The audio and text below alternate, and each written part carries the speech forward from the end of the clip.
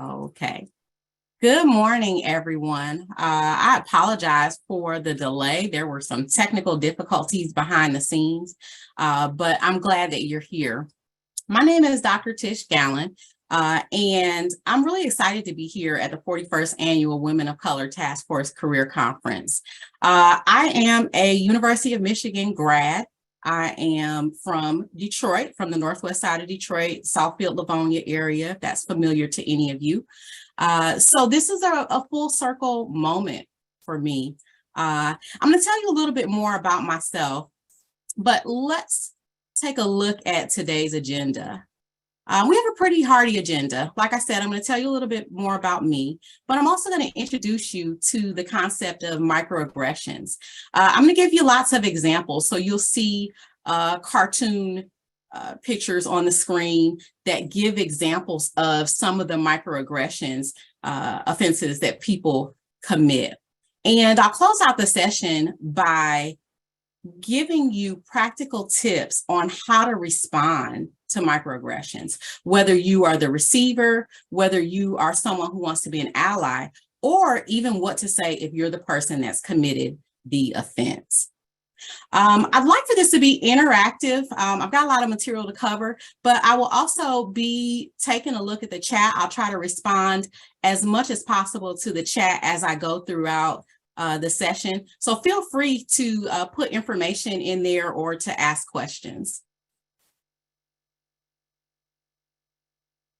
So in the 21st century, discriminatory remarks are more likely than ever to be both disguised and covert.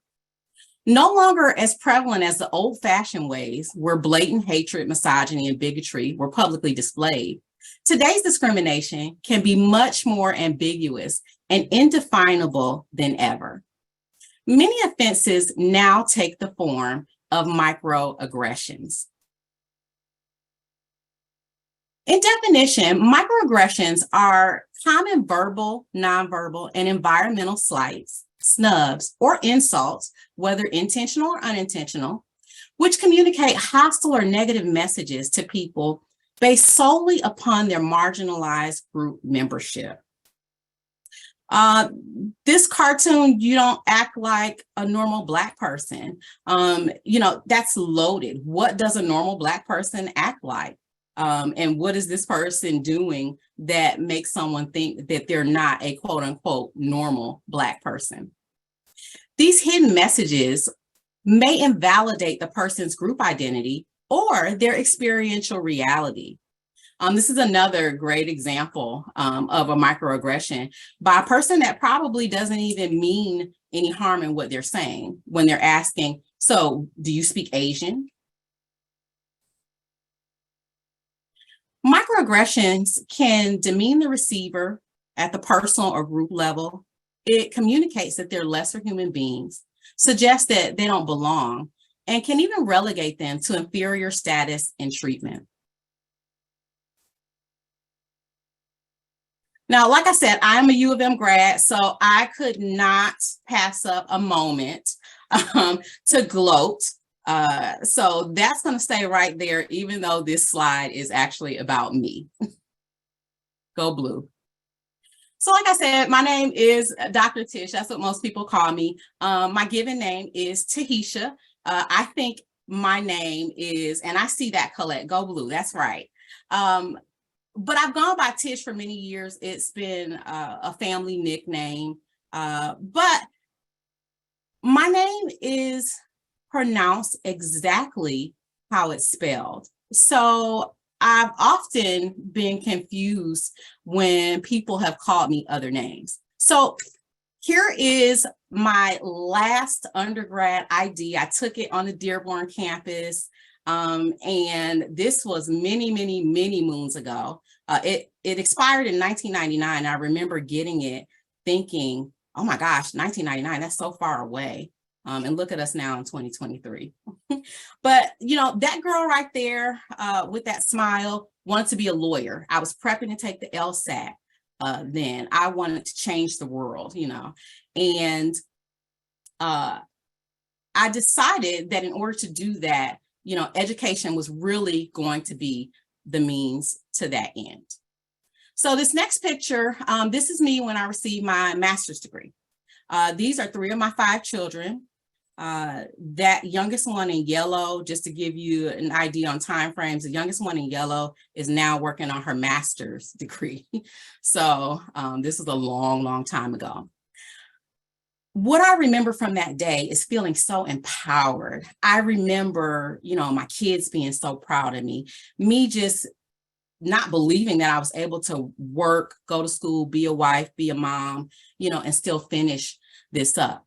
One other thing that I remember about this day is that the graduation announcer mispronounced my name as I was walking across the stage. Again, my name is Tahisha, exactly how it is spelled. But I will show you some of the more common names that I have been called, okay? So we've got Taisha, Letitia, Natasha, Tamia, Talisa, Trisha, Tanisha, and Taikisha. These are just the more common names that I've been called. Now, I will give a pass if someone calls me Tanisha, because that's very similar. And if my name is written out, the H might look like an N. So I'll go ahead and I'll give a pass for that. But when I've been called Letitia or Natasha, there's no L in my name. There's no N either. So when I'm called those names, it would let me know that you're not even paying attention. You're just throwing out any name and you expect me to answer to that. So those are some of the interesting experiences that we now know sometimes can be called microaggression. But this term really wasn't well known back then when this happened to me. So fast forward, so I got the master's in management and went on to manage a state of Georgia organization at the county level. So I did that for a few years and eventually decided I wanted to go over into education.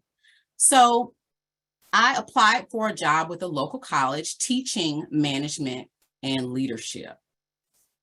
And I see Dominique, she says it happens to her all the time. And I see Tantanika. Did I say that right, Tantanika? If I did. Absolutely perfect. You took your time, sounded it out. It's wonderful. So you feel my pain. All right, so this is me, my first day on the job as a faculty member where I was teaching business management and leadership. I stayed with this organization for about 14 years. I stayed with this college. But I've got some interesting stories for my time there. I'll start with the interview. So I went to the first round of interviews, did pretty well because they invited me back for a second interview. Now, the second interview was with the college's president, and it was supposed to be somewhat informal, just a couple questions to get an idea if I would be a good fit for the department. So I went in really nervous, meet the college president. One of the vice presidents is also there, and she happened to sit in through my interview as well. So the very first question or comment out the gate was, how do you pronounce your name? Great. So I know my name is not going to be mispronounced. So I tell him my name is Tahisha. He responds to me and he says, oh, that's a beautiful name. Does your name have any particular significance in the African American community? Inside, my jaw dropped. I didn't get the question. I didn't even get why it was a question, especially during an interview. But I'm pretty quick on my feet. I'm from Detroit, pretty quick on my feet. So my response was, yes, it means hire me. And we all laughed and moved on. Now, while we're giggling, I'm looking at the vice president, and you could tell that she knew that that was not okay to ask, that question was somewhat inappropriate. Got past that, really loved the job, ended up being promoted to a department chair, and that was the position that I had up until I left to go work at CDC a few years ago. Over my time in the college, I made a lot of friends, many of whom I'm still in contact with to this day. We have a lot of long evenings where we'd have graduation, registration. And many times after our longer work days, what we would do is we would go wind down. We'd go do Taco Tuesday or do karaoke, just do something, you know, to rid us of the crazy work day. So these are some of my coworkers, and this was on a Taco Tuesday after graduation. We had all worked 12-plus-hour day, and we were unwinding. Now, the person that took the picture was saying to us, "Oh my gosh, this picture is so boring. You all look like professors, you know, do something." And so the young lady next to me that has the zip lip emoji, she said, "Let's throw up the peace sign." I said, "Well, okay, you know." And so we throw up the peace sign. The gentleman in the front of me, who actually is a lawyer, and he was teaching a paralegal program, he said, "Well, I'm going to throw out one of those Detroit gang signs." And that was what he did. That's his wife that's next to him. Another interesting scenario that I had, same group of people, was when we would go out to karaoke or maybe music trivia, something like that. What I started to notice, many times I was the only person of color, not uncomfortable at all with that. But what I would start to notice is when any trivia had to do with anything urban or had to do with what might be considered Black music, like rap music, R&B, neo soul, things like that, the whole table would look at me for the answer. And when I didn't know the answer, they could not understand why I didn't know what the name of this Black song was. One of the more interesting moments was at karaoke. Again, after one of those long work days, winding down. And my coworker's wife said, "I want you to sing this Aretha Franklin song. It's my favorite song," and so on and so forth. And I know a little bit of Aretha Franklin, but this particular song was before my time. Okay, it's a little older than I was, so I was not familiar with it. And I'm not a karaoke singer. I'm a sit and watch everybody's purses and clap person. That's what I do at karaoke. And she was very persistent. "Oh no, I want you to sing this. I want you to sing this. I love this song. It's my favorite song. It's my favorite Motown song." And I said to her, I said, "Well, why don't you sing it? You know it. I don't know this song." And she just really couldn't understand, why I didn't know this Aretha Franklin song. Again, I didn't know the term microaggressions back then. And I don't believe there was ill intent. I'm still, I still have cordial relationships with these people to this day, but these are the kind of things that happen on a pretty regular basis to many of us that would fit into what's called a historically marginalized group. So just in case you're feeling a little sorry for me because my name was mispronounced when I walked across that stage getting my graduate degree, don't cry for me, Argentina. I went back to school, got another degree, and that announcer was able to get my name correct. And I'm actually noticing that I almost have the same hairdo as I do in my Michigan ID. So that's crazy because that's like a 30-year difference there. Apparently I like that hairstyle. Should have worn it today. So enough about me. Let's get into the history of microaggressions and how they sometimes appear. So in 1970, Dr. Chester Pierce coined the term microaggression. And this term came out of him watching how people of color were treated and talked to by people that were not of color. In 1973, Mary Rowe expanded the definition to include aggressions towards women.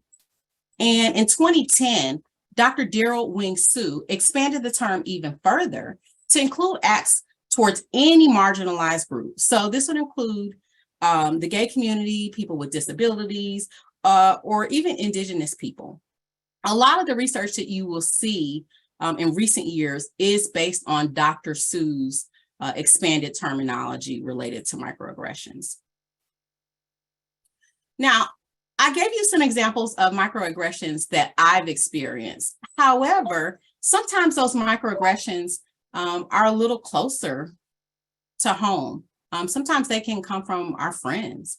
So let's take a look at what this might look like. And I want you to pay particular attention to what these people feel after this unintended slight.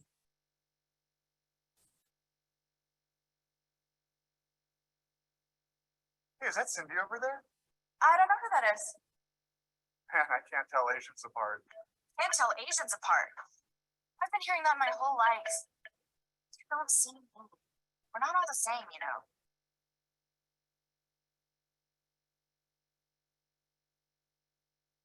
And notice how she doesn't really respond. She's kind of taken aback from it. This is her friend. They're working out together. And he's very comfortable in saying that to her. Let's look at another example of what microaggressions can look like amongst friends.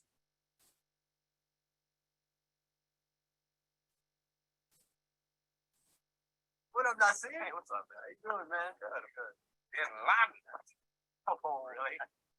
You're just kidding, bro? Yeah. Bin Laden. So sick of hearing stupid terrorist jokes. Doesn't matter what I do.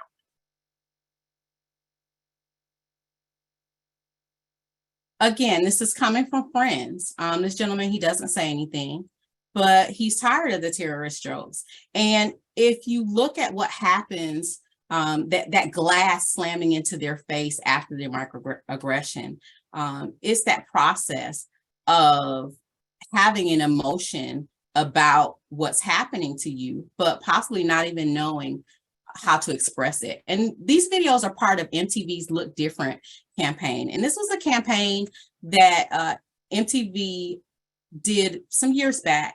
And the goal was to get an idea how millennials felt about race relations in the United States. So they did some surveys. We'll talk about that a little later in the presentation, as well as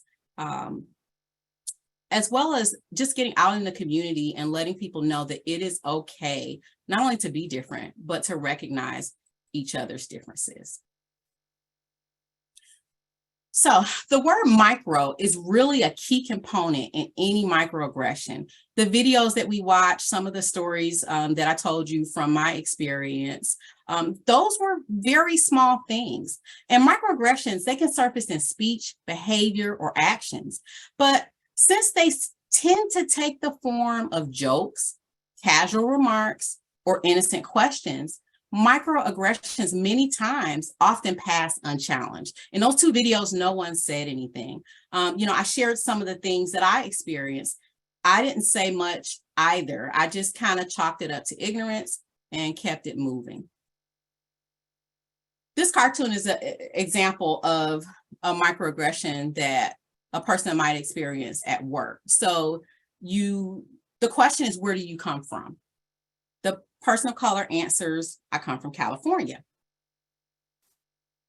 And this is where we start the cartoon strip. No, I mean, where are you from? Then there's that moment of silence. The person of color says, I know what you meant, but I still come from California. So it's not unheard of to ask someone, well, where do you come from? Where are you from? I moved from Michigan. I've been living in the South almost 2 decades now. So people will frequently say, well, where are you from? It's a really small, innocuous question, but that little micro component of no, where are you from?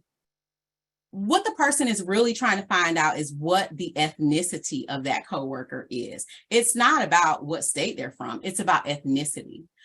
So the question has layers, and many times this is what happens with microaggressions. It's important to talk about intersectionality as well when we talk about microaggressions, because intersectionality, or the connectedness and overlap of different social identities, are often related to systems of oppression. So, for instance, I am a Black American woman with a graduate degree. I live in the South. That's my intersectionality, okay? Now, different combinations of these criteria may impact the likelihood that one will experience systemic or other forms of discrimination as well. Angelica is saying that she's gotten that question on the prior screen as well. And when she asks, what do you mean? People generally stop in their tracks. And that's a good response, Angelica. And I'll give some more potential responses to questions like that further along in the workshop. So an example might be, if white males are the majority at your workplace, but one of your white male coworkers is also gay, the intersection of his sexual orientation might increase the likelihood that he would face microaggressions. An example of this would be a comment like, "That's so gay," or "You don't seem gay." To say "that's so gay" in relation to meaning that something is somehow weak or somehow feminine, it's a slight to the gay community. It is a microaggression. And also we have the person that's saying this, they're putting all gay people in this box, and we don't fit in boxes very well. People in general don't fit in boxes, whether it's Black, whether it's gay, whether it's women, even whether it's white males, we're all different. So, to say something like that really is a slight. And this one is an even bigger microaggression. "Dude, I totally forgot that you were gay when we played ball earlier." So again, it's almost to signify that being a gay male means that you can't like sports or be good at sports. Again, trying to fit someone in that box, and probably meant no harm when they were saying that to this person. But that micro aspect, it's likened to death by 1,000 cuts. And we'll watch a short video that gives some examples of what death by 1,000 cuts can look like as well. Now, there are three types of microaggressions that have been identified thus far, tongue-tied this morning. We have the micro assault, the micro insult, and the micro invalidation. And this is the continuum of racism. So we go from the more conscious, intentional, and overt micro assaults all the way to the micro invalidation, which are those unconscious and many times unintentional things that people will say. Now, an example of a micro assault can be something like using the phrase, "This weather is so bipolar," when speaking to a person that has mental illness. So you're likening the unpredictability of the weather to this person's mental illness. An example of a micro insult might be when a flight attendant says, "Oh, you're up here?" to a person of color that's seated in first class. Now, what that flight attendant is saying, that micro aspect of it, is that he or she doesn't believe that a person of color can afford to be in first class, or that they're not welcome there. Then we have the micro invalidation, and this is one of the more common types of microaggressions, many times because it is not called out or even recognized. And an example of this might be a man telling a woman of color that the problems of the past, like racism and sexism, are just that. They're in the past. And in that moment, that man may be invalidating and denying the woman's experience and her intersectionality. To give you another example for when I was in the college community, I'll never forget this. I was sitting in my office, minding my own business, probably shopping on Amazon or doing something like that in between grading papers. And one of my coworkers came to me and he started talking to me about the fact that he was from Mississippi. And he said, that whole civil rights thing never even happened. The Blacks and the whites, we all went to the movies together and we partied together and we danced together. And the media just tried to make it seem like there was racism in Mississippi in the 1960s. But I was there and there was no racism. And it was an odd conversation. We weren't talking about racism. We weren't talking about anything. But the fact that he totally denied things that have been historically documented was really interesting. And of all people to come to me, the Yankee, and say that. It was just strange. And I just looked at him and I thought to myself, if he really thinks that I believe that, then his problem is much bigger than any conversation that we could have. So that micro invalidation has become so common because it's not intended. And many times the person that the microaggression or micro invalidation is against, they don't know what to say. So you might wonder, well, why are people so sensitive? You know, we can't say anything anymore. Let's look at this video, and it gives you an idea, a visual for what the cumulative impact of microaggressions can be. For people who still don't think that microaggressions are a problem, oh, you're so well spoken. Oh, just imagine, instead of being a stupid comment, a microaggression is a mosquito bite. It's a compliment. Mosquito bites and their itch are one of nature's most annoying features. If you're only bitten every once in a while, no, where are you really from? Cleveland. Sure, it's annoying, but it's not that big a deal. The problem is that some people get bitten by mosquitoes a lot more than other people. I mean, a lot more. Whether it's on a date. Oh, your English is so good. Excuse me? Going grocery shopping. You know, everything happens for a reason. I'm just buying apples. Commuting to work. So when are you gonna have a baby? Watching TV. We have to keep the Redskins name part of our culture and history. Or just walking down the street with your partner. I didn't even tell you were gay. Mosquitoes seem to pop up everywhere. John, shopping is so bad. I live here too. And getting bit by mosquitoes every day. Can I touch your hair? Multiple times a day. Can I touch it? Can I?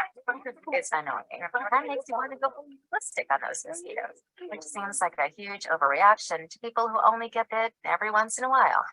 Mosquito bite. Who cares? Just another angry black one. Of course, beyond just being annoying, some mosquitoes carry truly threatening diseases that can mess up your life for years. Astrophysics? Maybe you should try this challenging major. Ow. And other mosquitoes carry strains that can even kill you. It looked like he was up to trouble, okay? I felt threatened. So next time you think someone's overreacting, just remember, some people experience mosquito bites all the time. You're all so exotic. Wow. And by mosquito bites, we mean microaggressions.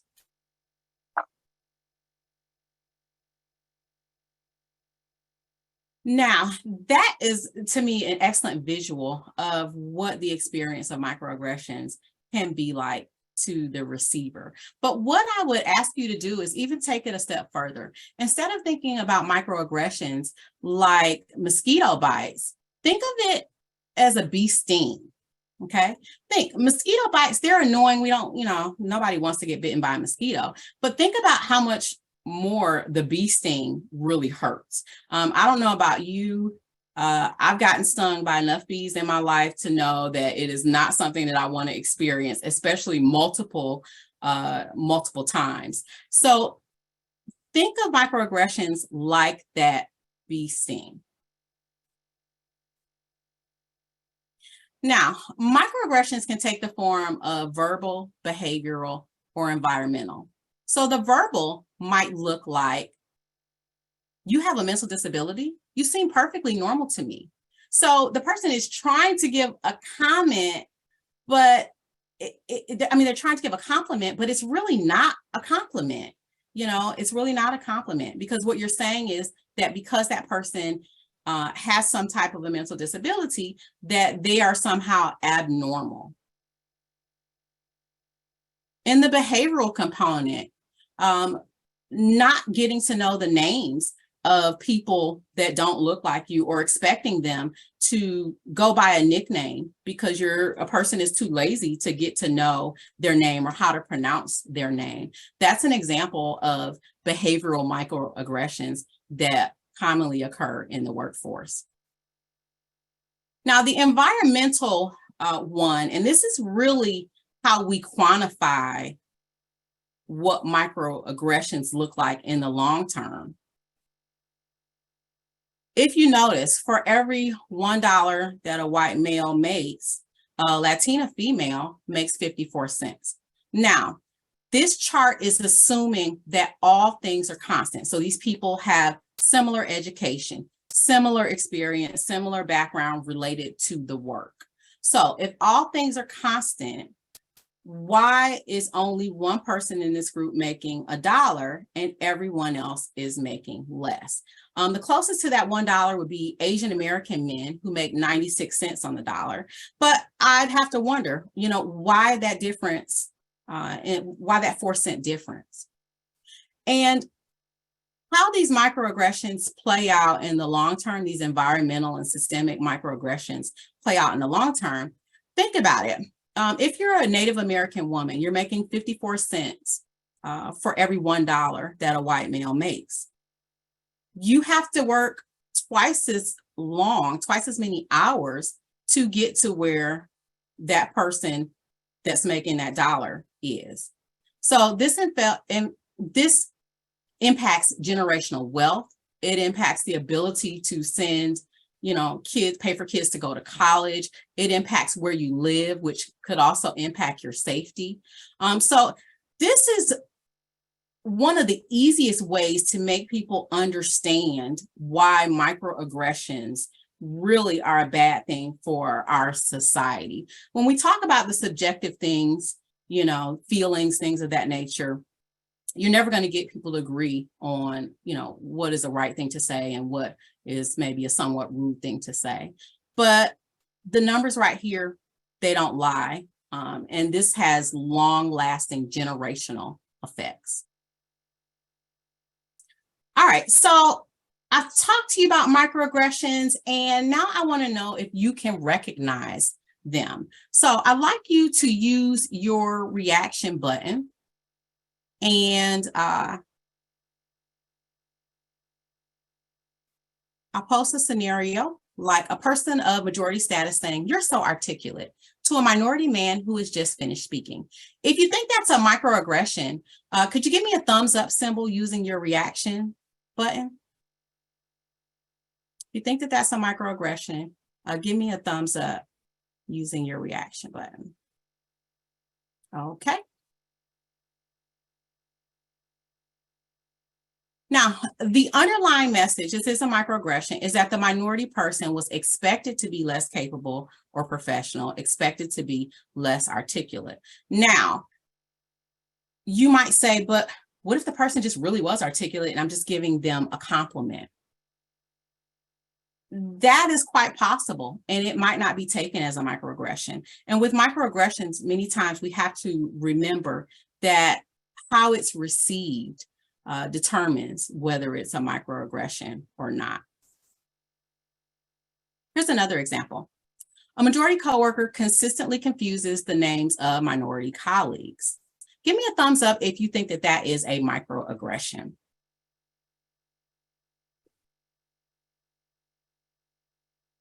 And if I had more time, there was a video that I looked at when I was researching information for this workshop of a man named Adu from Africa living in America, and just how many times during the day people called him Adam, Anthony, just totally different names.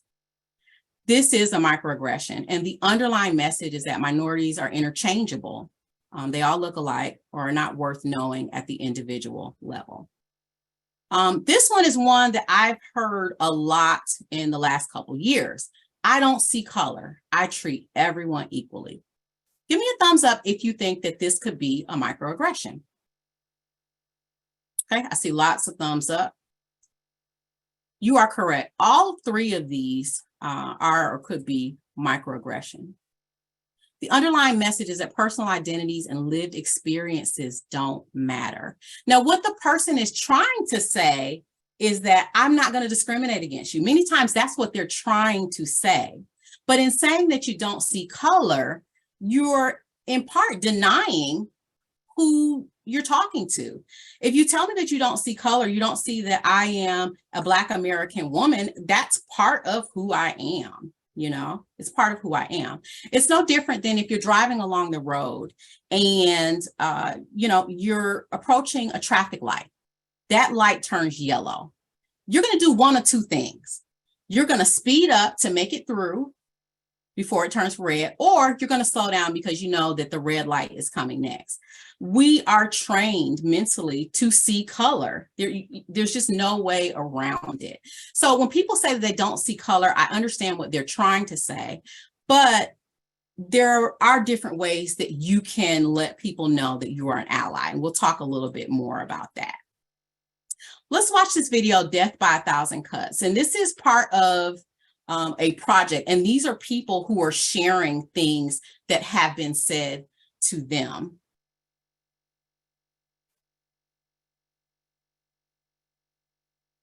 I know you're going to think this is racist, but where are you from? Where are you really from? Really from? Where are you really from? So, whereabouts in China is Eve? Where are you really from? You're very articulate. You're so articulate. You're so articulate. You don't sound like the rest of them. You don't really sound black. You didn't sound black on the phone. You actually sound white on the phone. This is what you mean to say. How long you been here? Your English is very good. I didn't expect you to sound so British. Oh, you have a degree? Oh, you're interested in graduate school? Okay. What? You're the PE teacher. Your boss is calling you. Oh, how can you afford that house? How can you afford that car? How can you afford those clothes? You don't look like a lawyer. But are you a real psychologist? You look like you smoke weed. You should be able to rap. You listen to rock music? You show people that climb trees. You know how to swim? So do you know karate? Wouldn't they throw stones at you back home for walking around without a headscarf? Is it true what they're saying? Why is your hair like that? You wash your hair. Is that your real hair? Can I touch it? That's not on your hair. I bet it's a weave. Let me touch it. Can I touch the waves on your hair? Can I touch your hair? Oh. You're darker than I thought you would be. I thought Japanese people were pale. I didn't think your skin would be so smooth. Wow. Your skin is soft. I wasn't expecting that. Nice suntan. Can you actually get a suntan? You've got a good tan. Yeah, I've just come back from holiday and it's so sunny. And look, Eleanor, I'm darker than you. I'm blacker than you, and I'm white. Wait, so you're not adopted? You don't look like an Indian person. You'd be very handsome if you weren't mixed heritage.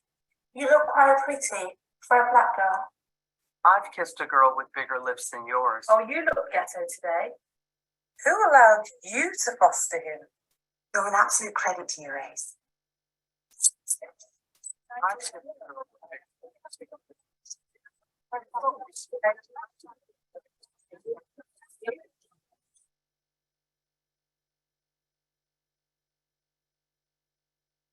And again, those microaggressions are damaging because it really is like death by 1,000 cuts. If you think about those razor sharp cuts, how many does it take before the cumulative effects make you bleed out? Now, let's look at some statistics. MTV, as part of their Look Different campaign, did a survey. They asked questions to millennials only about what they experienced. One of the interesting things that came out of this survey, I believe it was 75% of the millennials that were asked said that since America has had a president of color, that means that now opportunities are open to everyone equally. 60% of young people of color, including 74% of young Asian Americans, were often asked about their ethnic background versus only 19% of young whites. Now think about that. That is 3/4 of young Asian Americans are asked often. So not once in a while, but often. Whereas less than 20% of young whites had that same experience. Half of the young people of color surveyed said that they felt that the individual microaggressions had serious effects on them. 36% of young whites in this survey, excuse me, believe that the gains of people of color made in recent years came at their expense. Excuse me. There was another study done more recently in 2022 by DECO, and it asked about race and race-related issues in the workplace. So the first question was, are you treated fairly at work? 74% of white workers said that they were, where only 53% of Black workers felt the same. I found it really interesting that only 36% of workers wanted their company to promote an environment of inclusion and belonging. So I'm really curious as to what the other, 60 some odd percent, what type of environment they want to work in. Another thing that I found interesting was that 80% of Black workers, when surveyed, said that they wanted to continue to work from home. Now, part of that was because of work-life balance, but there was also the freedom from casual workplace racism that they experienced. The number was overwhelming for Black workers, over 80%. And I believe for white workers, it was around 19%. And Sabrina is asking, do you know how they defined millennials? Off the top of my head, I do not remember, but I'm going to, I would take an educated guess and say that it's probably based on the year of birth at the time that they did the survey. I know that the lines can be sometimes blurred, Sabrina, so that is a good question. Now, this is where that death by 1,000 cuts really hits home. Studies have shown that discrimination increases the likelihood of engaging in unhealthy behaviors, which may serve as immediate stress-reducing strategies such as smoking, drinking, illicit drug use. But these are high factors for diseases and problems in the long term. Also, negative mental consequences, in particular, depression, anxiety, having a negative view of the world and lack of behavioral control have been found to be common consequences of being on the receiving end of microaggressive behavior.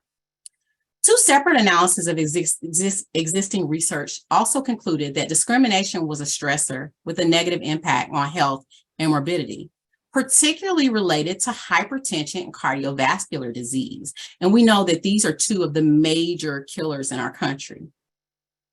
The data showed that someone who experienced more microaggressions also had a higher incidence of suicidal ideation.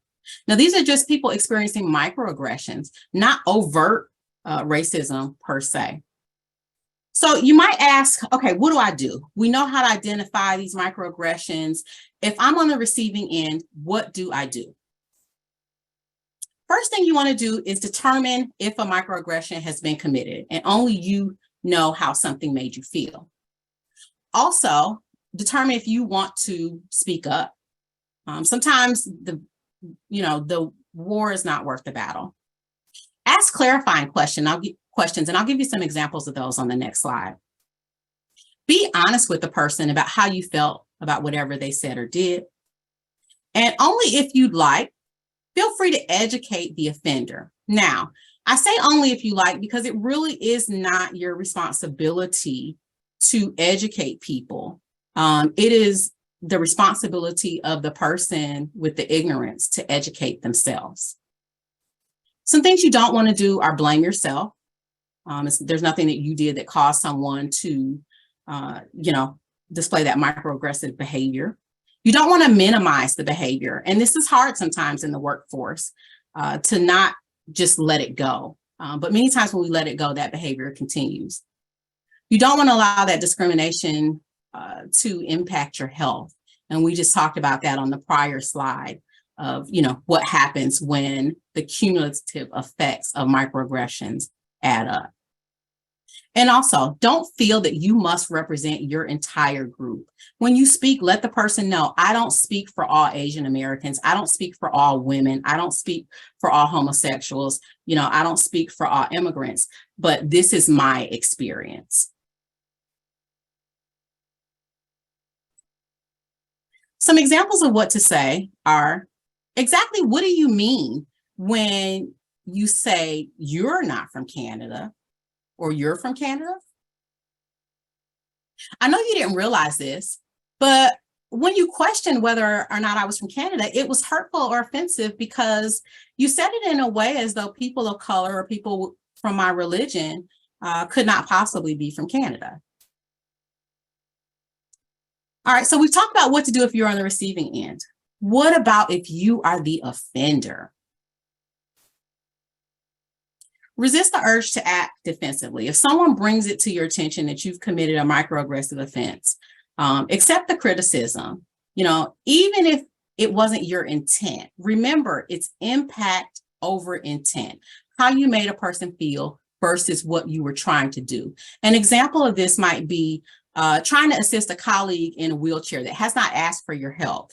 You're trying to be helpful, but the way that you do it, that person may see it as you treating them like an infant or like they're helpless. Sincerely listen. Avoid saying things like, I didn't mean it, or coming across as though you're trying to discredit what the person is feeling. Listening sounds like, I hear you, or what I hear you saying is this, and then you repeat what is said to confirm. Or it helps to know this. Thank you for sharing. When you're the offender, ask questions and make it right. If the relationship allows you to, dig deep. Consider asking more questions about that person's life experiences, including the microaggressions that they've witnessed or experienced. This may deepen your understanding of their overlapping identities and also how these microaggressions impact them. Strive to empathize and to understand their perspective rather than to invalidate it. I'm going to skip this video just because of the time we have left. It's called Teenagers Discuss Microaggression. And it really hits home when we see the younger people share some of the things that have been said to them and how it makes them feel. This video is on YouTube. I encourage you to go ahead and watch it. It's called Teenagers Discuss Microaggressions. When you are the offender, potential responses include things like, I'm sorry that I've had this impact on you. Thank you for letting me know. I will commit to doing better in the future. Can you share more so that I can better understand your perspective and your experience? Or would you be open to following up with me? These let the receiver of the microaggression know that you're trying to learn, you're trying to do better. And most of us at some point in time have been an offender. So if you're not an offender and you're not a person that's on the receiving end, I'm hoping that you would be an ally. Allies commit themselves to ending systemic oppression. They follow the leads of the targets and they act accordingly. Being an ally means becoming more informed and empathetic, recognizing that dismissive attitudes are harmful. Allies do their own work and self-reflect. They also develop authentic relationships with colleagues. When you have those authentic relationships, it's a lot harder to confuse people. Being an ally means a commitment to action. So interrupting others when they make racist remarks or jokes. It means noticing the possibility for action against bias and discrimination in your everyday life, in your family, your work, and your community. It also means taking initiative to make sure that historically marginalized candidates are fairly considered at your place of employment. Becoming an ally means saying things like, I'm really uncomfortable, disappointed, or surprised by this comment. And there are some other comments on the screen. One that I like the most is actually in my experience, and then you can explain your experience with a marginalized group and maybe broaden that person's horizon. Finally, what does it mean to be an organizational ally? Organizational allies maintain a supportive and responsive environment. They're authentic in the way that they respond to these types of issues. Organizational allies have written policies, statements, mission, vision that have a context for what diversity and inclusion is. These organizations have mentorship and support networks, and they realize that these networks are critical for success and that the presence of a good old boys network may adversely impact them. They are also culturally competent and inclusive organizations that view themselves both as part of the wider community and a reflection of it. In conclusion, we've learned a lot about microaggressions today. They're ambiguous, often indefinable, but they leave the receiver feeling minimized and invalidated. We know that people in targeted groups can develop serious mental health issues, even disease, from the cumulative effect of microaggressions. Responding to microaggressions can be challenging, whether you're the receiver, aggressor, or an ally. So it's important educating perpetrators on their harmful behavior is a necessary aspect to controlling microaggressions and minimizing their harmful effect. I want to thank you so much for your time today. I'd like to open the floor for questions. I know we don't really have that much time. Shantae, can I take a couple questions? Yes, you can. You actually have the session till 9:50, so we have 20 more minutes. Okay. Wonderful. All right. Does anybody have any questions about microaggressions or any scenarios that you'd like to share?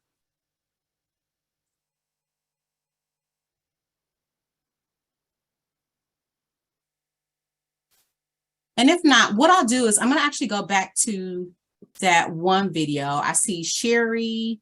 Sherry, what's your question? I don't have a question. I wanted to share a scenario. Okay. I have a counterpart who is Caucasian, professor. She doesn't have her PhD, and I do. And I'll have students come up to me, well, both of us, they'll look at her and call her doctor and never acknowledge me, or will call her doctor and call me professor. So I have faced many microaggressions being a professor at U of M. I definitely understand that. As a person that's been a professor also, I remember getting up in front of the class and, people might look at me a certain way, or I always felt the need to say my qualifications, although I had to prove that I had the right to be there. So I'm sorry that you've had that experience, but things like what we're doing today are really important in terms of just opening the dialogue, because many times people don't realize what they're doing and they don't realize those harmful effects. Let's see. And I don't know if I'm going in order. Layla, did I pronounce your name right? So it's Leia, like Leia. the princess. So I just want to say I appreciate this particular session, because what it has opened my eyes to is, just as a woman of color, that I've experienced microaggressions. It also opened my eyes that I probably have done some microaggressions and not necessarily that wasn't my intent. Especially like learning more with my daughter being in middle school and transgender, and watching her play basketball and all those things. Like some of what I realized in this thing, when you ask yourself the question, whether I said it out loud in my mind, think like, oh, is that a boy or a girl? That's a microaggression, right? So I appreciate this particular session, because now it'll make me more aware of the microaggressions that I may be, other people are experiencing through some of the things that I say. Thank you. Thank you so much for that feedback, Leia. And many times it is easy for people to commit these unconscious microaggressions because it's not towards their particular group. So thank you for sharing that with us. I don't want to mispronounce your name because I don't see how it's spelled again. I want to say it was Tanaka. Did I say it right?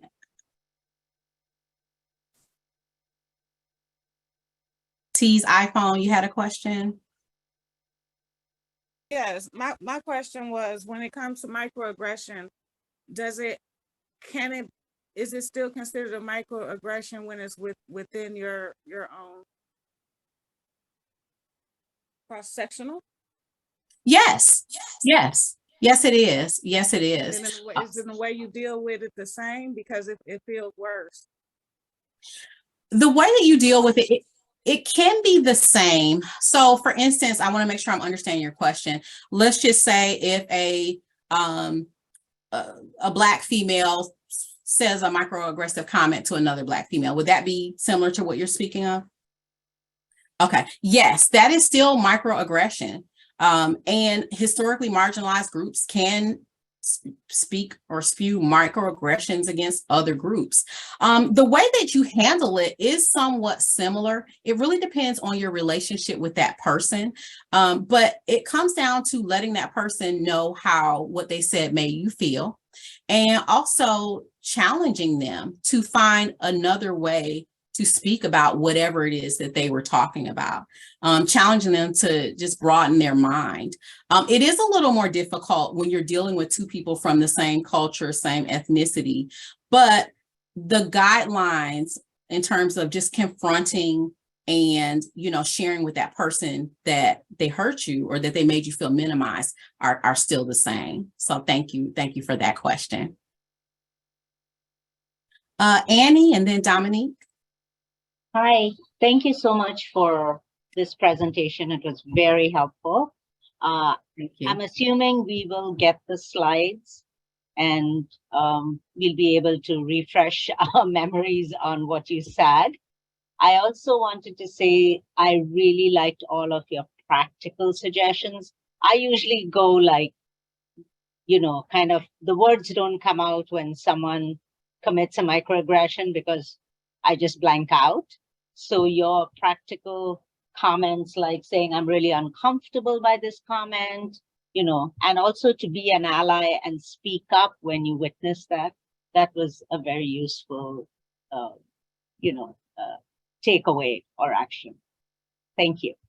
Thank you for that feedback, Annie. And it is really only through allies and speaking up that this type of behavior will become as socially unacceptable as the more blatant forms of racism. So we have to start somewhere. And I was really surprised to find out this term had been around since the 70s. But it is through practice, it is through being aware that we're able to confront and hopefully eventually minimize the microaggressions that we see and or hear. Dominique, you have a question? So I have more of a comment. It's not necessarily a question. I enjoyed everything that you presented today and all of the questions and comments from everyone else. I'm a staff member here, but I also am a co-lecturer, so a Leo lecturer in a class. And I work with some of the most, I feel like, prestigious women that I've ever seen in my life. And I appreciate being able to rub shoulders with them. I think sometimes they don't understand that some of the comments that the students and other faculty members make can be microaggressions towards them, especially women, because it's like, okay, yes, I have my PhD, but it's whatever. And I, as a person, I'm obtaining my doctoral degree, but it's an EDD. But I'm the kind of person where it's like, when I finish school, it's doctor in front of my name. And so I do that for them too. Like I not in a mean way, but I correct them every time. So like, it's easier for students and other faculty to call the men faculty members Dr. So-and-so, but the women, they call them by their first names. And I'm like, no, it's Dr. So-and-so. I correct them every time, just as if they were calling my first name, or my last name, they say it wrong. I correct them every time. And I think even as a staff member, a person that is not a faculty member, I think they kind of admire that about me, and now they're starting to correct them every time as well. Thank you. Thank you for sharing that. And what it does in that particular instance, because we're talking about the microaggressions against women, it really challenges our thoughts about, who should be a professor and who, how we have to respect people based on their education. And many times research has found along gender lines that there are differences in how people are treated. So thank you for sharing that. Amelia, and then after you, Moshe. Hi, thank you. So as I was listening to your great response to these questions and scenarios, I thought I would share a scenario and ask for your advice on kind of a script to respond to it. Okay. Because I faced this problem last week and often. So I'm Iranian American, And often, so I have probably in my career, I have spent thousands and thousands of hours on different diversity, DEI kind of committees, trainings, efforts. But I am not always recognized as somebody who has personally experienced or is not white, and some of the most difficult conversations are when people I'm working with on these committees don't see me as somebody who has experienced something similar, So what happened last week, I was working on an annual kind of DEI committee report for a professional organization that's not part of this university, but it's related to my work for sure. And we were talking about defining like a few sentences in the statement defining systemic problems. And the definition was mentioning police brutality and ignoring crimes against Indigenous women. And I said, hey, I think this definition is so US centric. And can we insert the word global? Can we colonialism or something here? Because we have members outside the US. We have, it's more than just here. And a Black person on the committee looked at me and said, "You hurt my feelings so much. You don't understand police brutality. It has to be the top thing." And I'm like, and then she starts saying, "It could have been my relative, so you don't understand." And I'm like, time out. I said, do you realize I'm Iranian American? And it not just could have been my relatives, it is my relatives who have been, arrested, jailed, killed, all those things as part of a system. So like my first cousins, so how would you deal with that? And when it comes up, it does come up regularly. And that's a touchy situation because what you don't want to do, and it's very easy by responding, that person may automatically assume that you're minimizing their experience. Right. I think that you have to approach it from the standpoint of we have two unique experiences that can coexist. Okay, so not minimizing that person's experience, but also not minimizing your own experience as well. And it takes some time to find what that sweet spot is. But in terms of the committee, are you looking at things from a global aspect, or are you looking at them from more of a local aspect? Because that could kind of determine how you want to word, what you say. If it is from a global standpoint, I really do believe that if you talk to that person and you explain to them, hey, I'm not minimizing your experience. And I want to know, how what I said hurt you. And if they explain, or like they said, well, this is the police brutality. And just as a side note, I'm actually married to a police officer. So imagine being a Black American in America married to a police officer. So trust me, I really do understand both sides of that coin. But allowing that person to tell you a little bit about their experience, but then asking, okay, I'm going to take that into account when I speak in the future. Can I share a little more with you about what I've experienced? Because I think that we might have some things in common. I think just finding that common ground is how you resolve in that particular situation. Okay, thank you. Thank you. Thank you for your question. Moshe, did I say your name right? If I didn't, please correct me.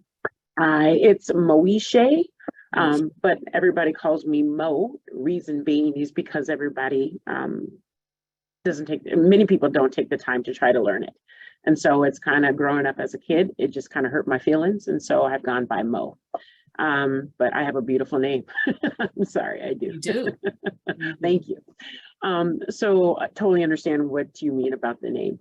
A question I have is,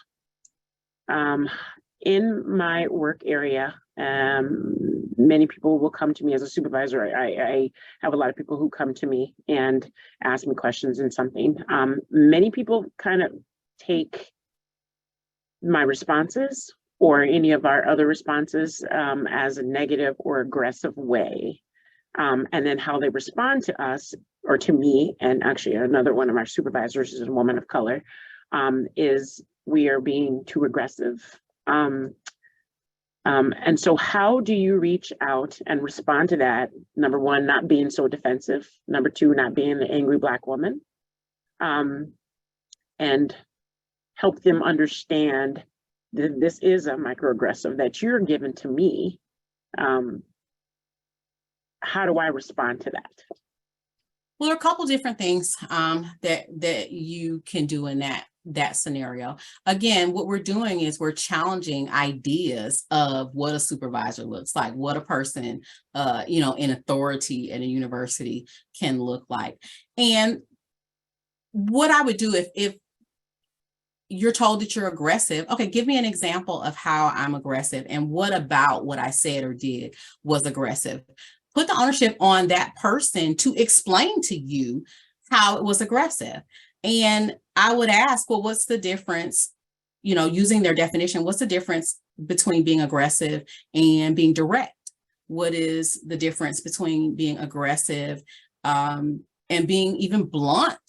What makes it aggressive? So, put that on them to explain to you how and why they feel that you're aggressive.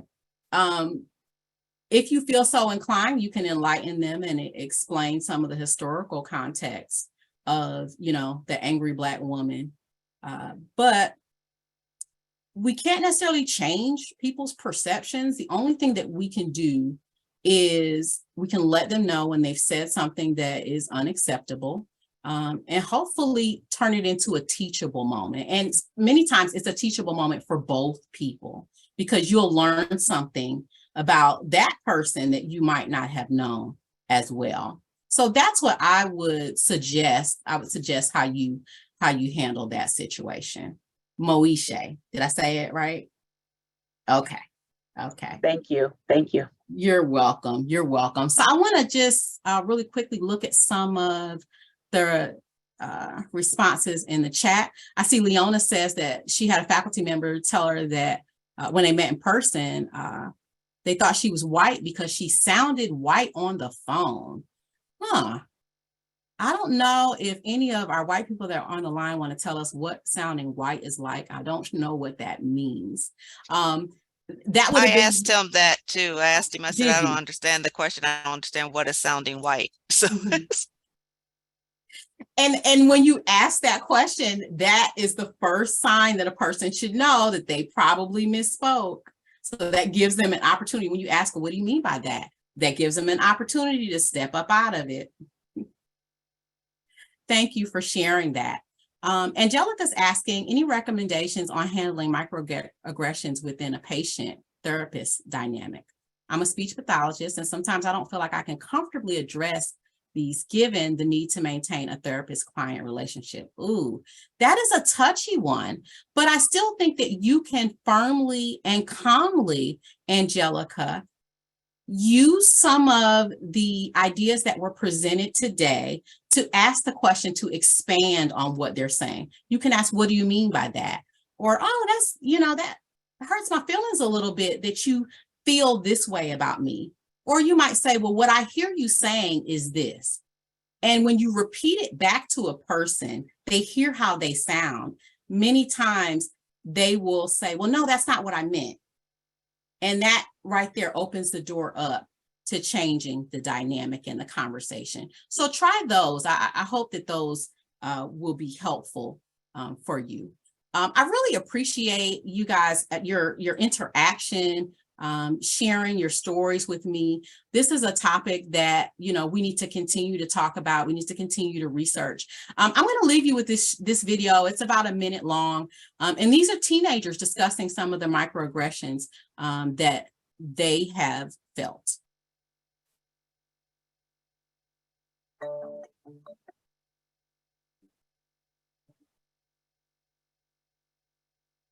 Oh, you're so pretty for a black girl. Oh, she has a Jew nose. Oh, your hair would look so good if it was straight. Jews are so cheap. Why are you so cheap? Do you speak good English? How are you an Iraqi Jew? I think the person saying microaggression kind of doesn't really think about it. This person who said it was my friend, and like I was astonished they would like say something like that. You don't want to make a big deal about it.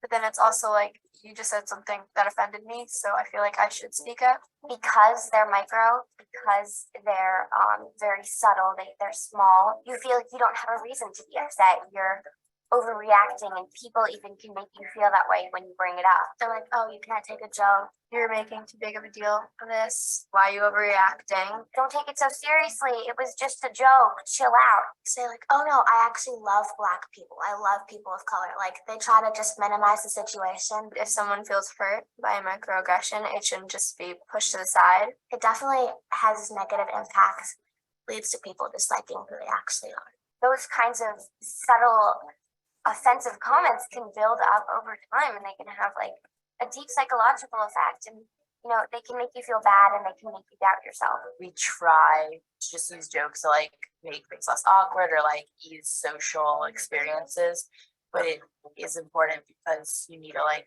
be aware of what you're saying and like who you're speaking to. Think of what you say and how it can affect the person you're saying it to. And I can't think of a better note to end on. Think of what you're saying and how it might sound to the person that you're saying it to. Thank you so much for your time. I hope that you're taking away from this what you can do to be a part of the solution. Have a great day and enjoy the rest of the conference. Bye, everybody.